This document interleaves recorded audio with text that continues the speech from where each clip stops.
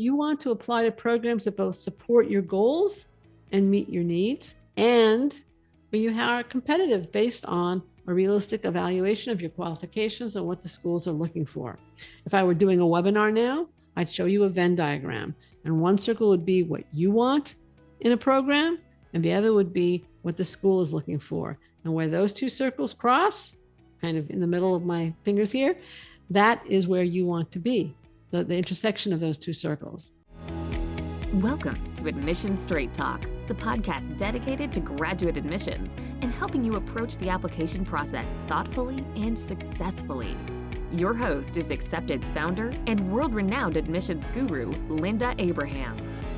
At Accepted, our mission is to get you to that unforgettable moment when you read your acceptance email and shout, "Yes, I'm in!" confident you'll be attending the perfect program to help you launch the career of your dreams. Today's episode is going to be a solo show with advice on how to approach your application. I'm providing a framework in this episode for the application process, and the focus for this show is going to be the MBA application and MBA applicants. However, I think that many grad school applicants, especially master's applicants in a broad variety of fields, will benefit from the framework presented here. So if you're not applying to business school or you're not applying for the MBA, don't go away. Again, I think there's value here for you too. As you see the approach I'm presenting for MBAs, I think you'll find it very easily to adapt it to your application process. For those of you applying to top MBA programs in round 2 or round 3 of this year, or looking ahead to an application in 2025, 2026, hold on to your hats. We've got a lot to cover. And again, I think that applies for non-MBA applicants also. But rather than introducing a freebie now, I'm going to introduce a few of them, several of them at the end. But let's get started on the content now, because again, there is a lot to cover. Now, top MBA programs have acceptance rates recently of 8%, 15%, 25%. And that means that they reject the overwhelming majority of applicants. Again, 8%, that means 90%, 92% are getting rejected. 25%, 75% are getting rejected. And indeed, the top programs reject many, if not most, admissible applicants. So you do have several challenges as you apply, not just whatever challenge you face in your life, but the competition that you have.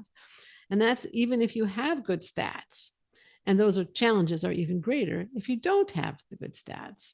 So the challenges are, how can you make your application as impressive, persuasive, and compelling as possible? How are you going to tell your story effectively present the non-statistical elements of your application, specifically the essays and, when necessary, videos, and tell how you're going to present yourself in an interview as well. And since most of you are also working full-time or going to school if you're not an MBA applicant, how can you make the process as efficient as possible? Well, I'm going to outline here a strategic framework for approaching the application process, assuming you're applying to 2 or more MBA programs. One of my pet peeves, which is kind of funny because this is kind of the bread and butter of acceptance business, is that there's so much focus on the essays, which are definitely important, and we're going to discuss those too, that applicants tend to ignore or give short shrift or not pay enough attention to the other elements of the application. And the application is evaluated as a whole, not just the essays. So yes, the stats do count, but they're not the whole thing. And neither are the essays. It's all looked at as a whole. And that's kind of my approach, both in advising and as well as advising individual clients, as well as advising audiences, including Admission Straight Talk audience. But let's start with the foundation. The foundation for an effective application is choosing the right schools to apply to. In order to determine what those schools are, you must have 1, professional direction. And this is critical for an MBA, but you want to know something? It's also really, really important for non-business master's programs, because almost all of them will request a statement of purpose. And whether you're talking about a goals essay for business schools, for the MBA, or statements of purpose for a host of graduate programs, it's miserably difficult to write either of those essays unless you have a goal or a purpose, just the reality of the situation. So you need to know, and again, for MBAs, you need to define your purpose or your goal as the function you want to perform and the industry in which you want to perform it. For other fields, it could be different, but for MBAs, that's the key. Location may play an element, play a role in your definition, but it doesn't have to.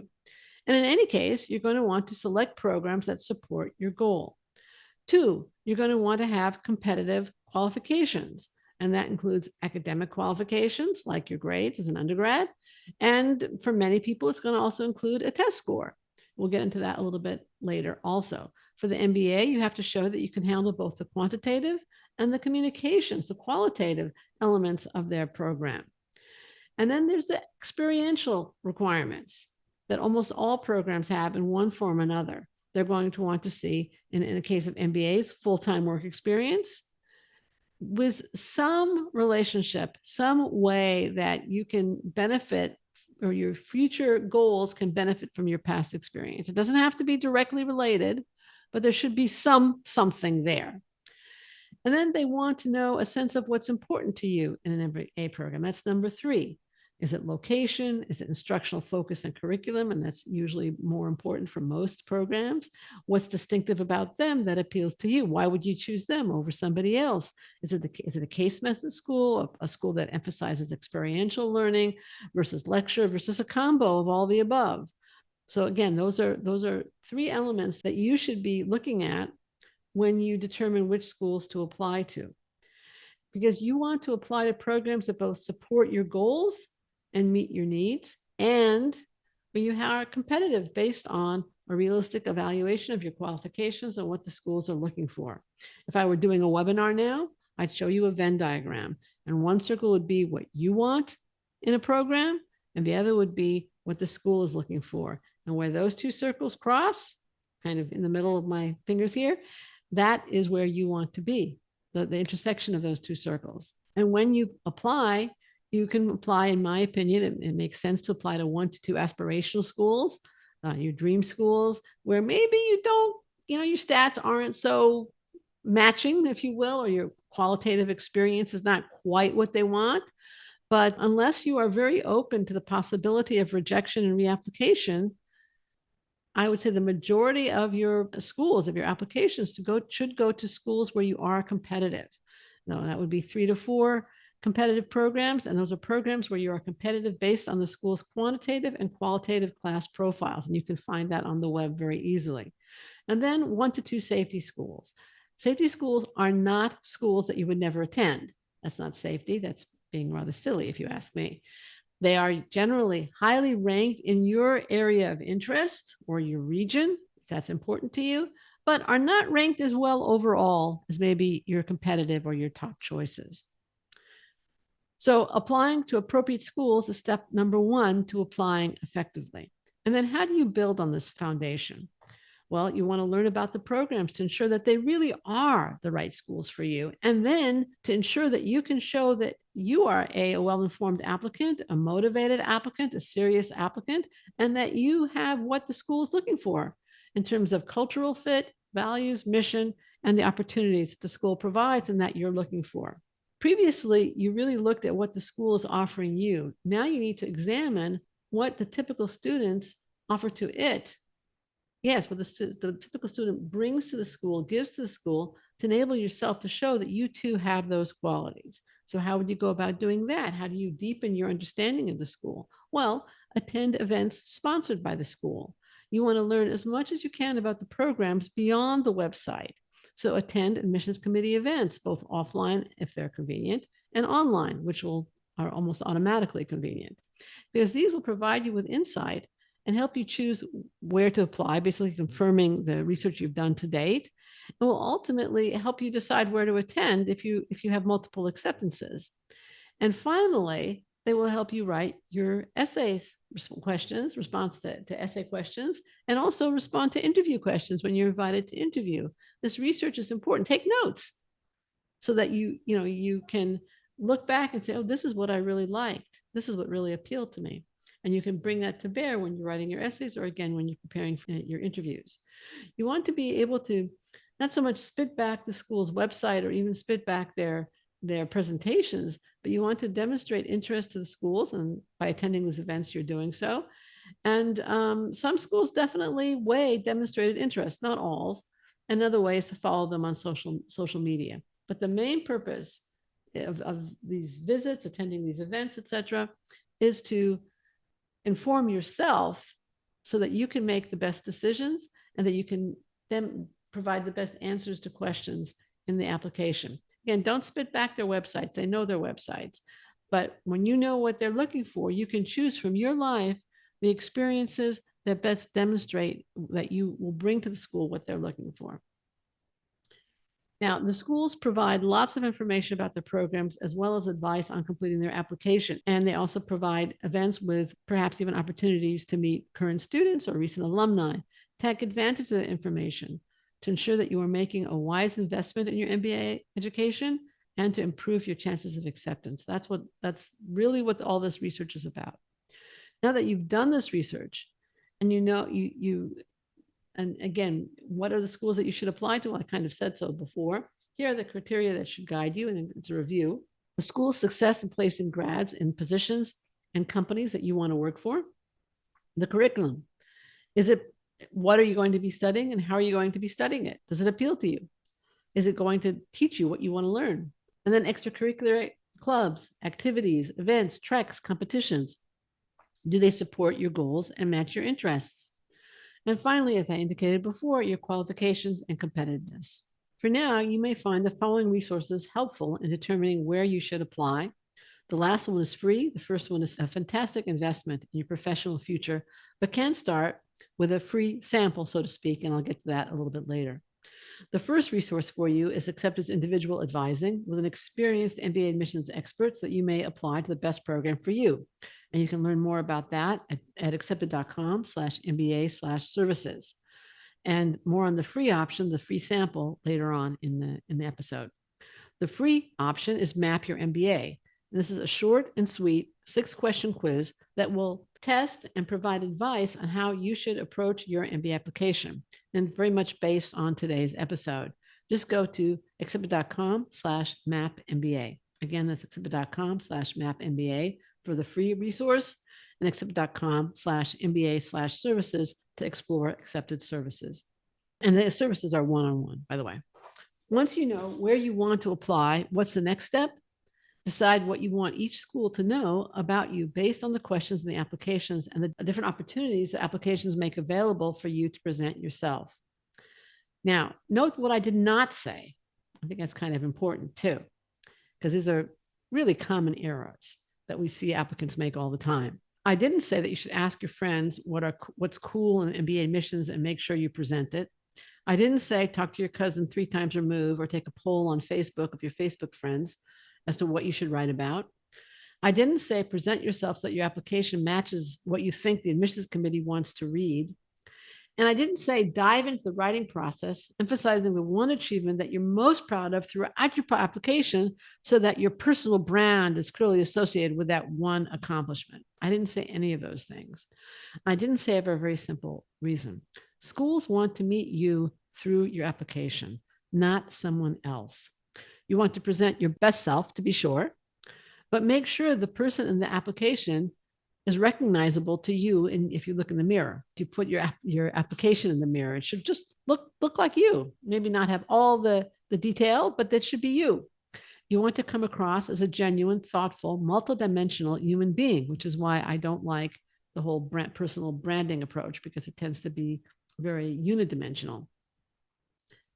And you want to come across as a person who's going to add the diversity of interest, background, thought, and experience to your class. So I'd encourage you to take the time to approach each application purposefully and authentically.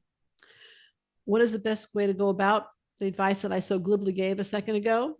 What approach will help you present that multidimensional human being, interesting human being, effectively and efficiently without compromising quality? Well, here are a few suggestions. Number 1, make a list of things that you think demonstrate your managerial potential, your leadership strengths, your organizational ability, or whatever qualities you think the schools are looking for. Initiative, again, diversity of thought I mentioned a minute ago. Make a list for yourself.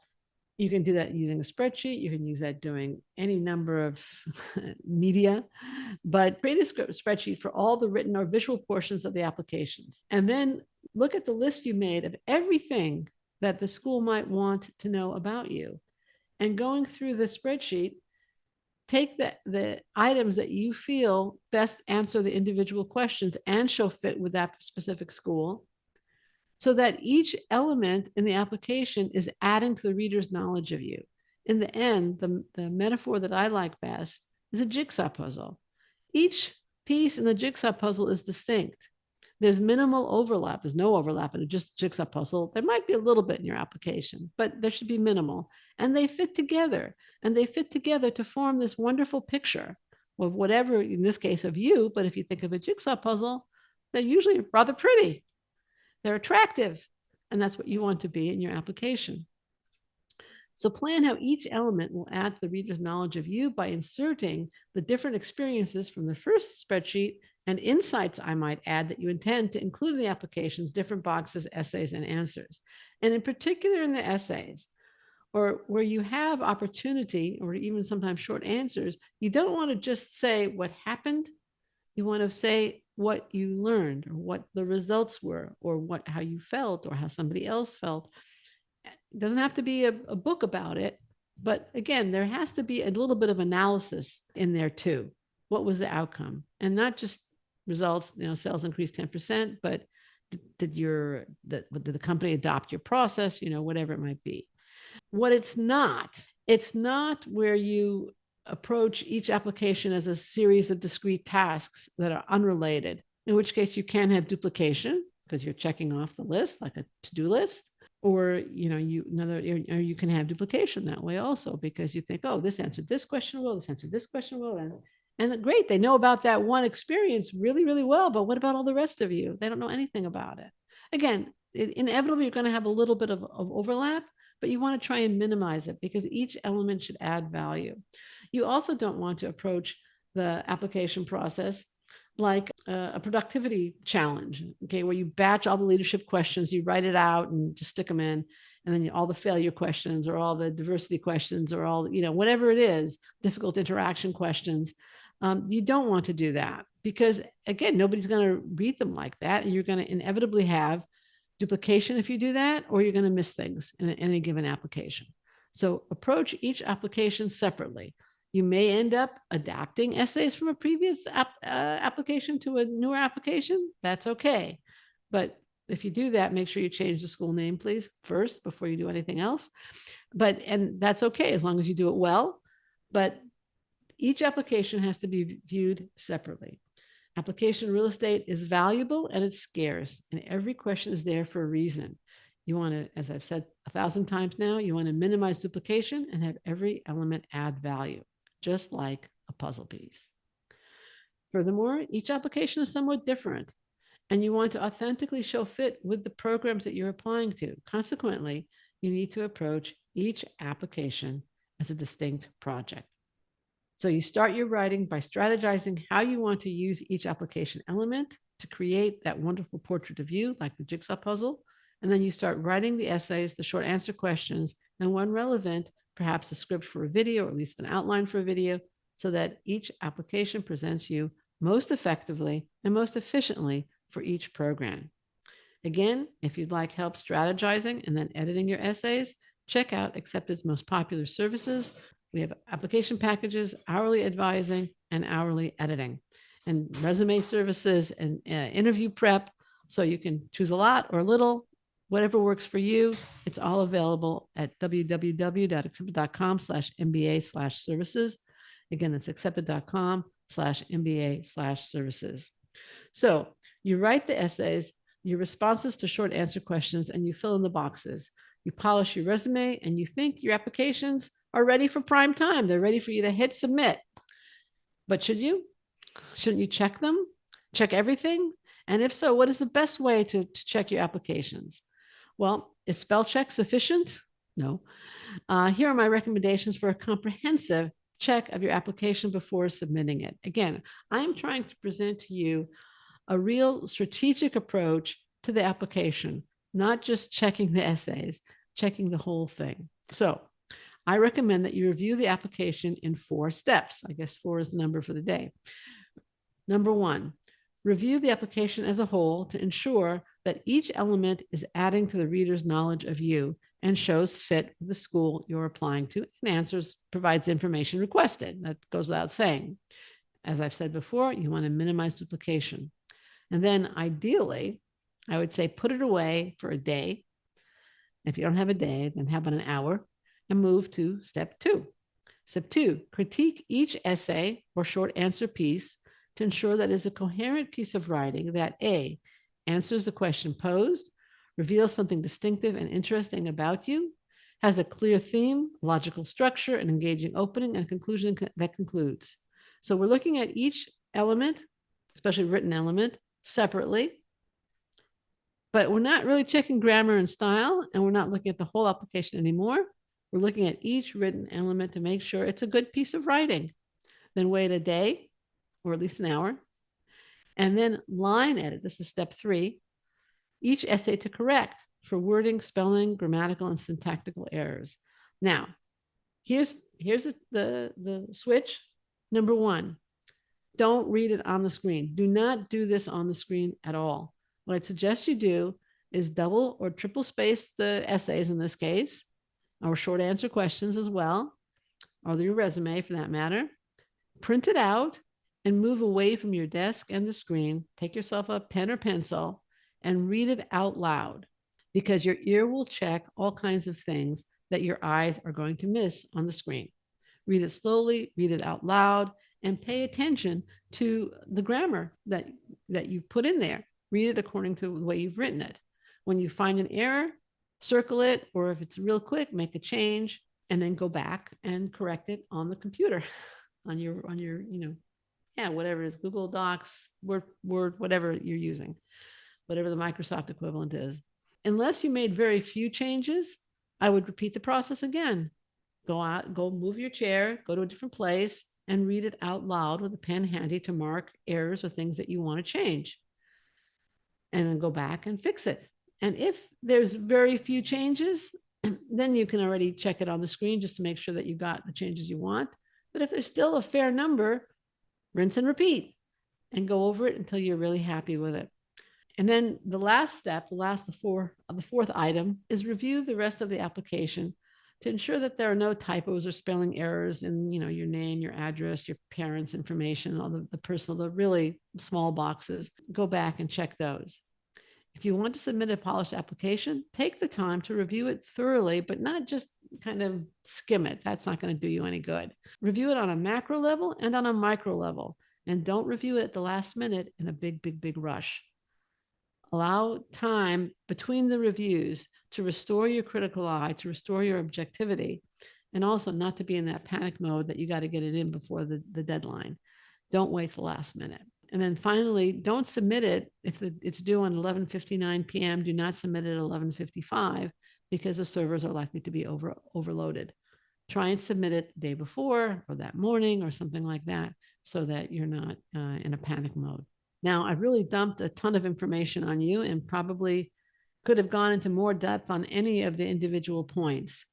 Right now, I invite you to take the free quiz I mentioned earlier, Mapping Your MBA, which you can find at www.accepted.com/mapmba.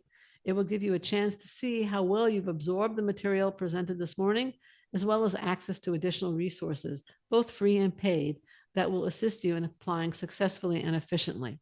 Finally, no free webinar, presentation, assessment, or download can match the benefits of one-on-one advising. I've been an admissions consultant for 30 years. I ran, the Accepted website, contributed constantly for many, many years. And I always presented the best information I could, but there's no way that I could tailor it to you as an individual when presenting to a general audience. So we're talking here about your professional future.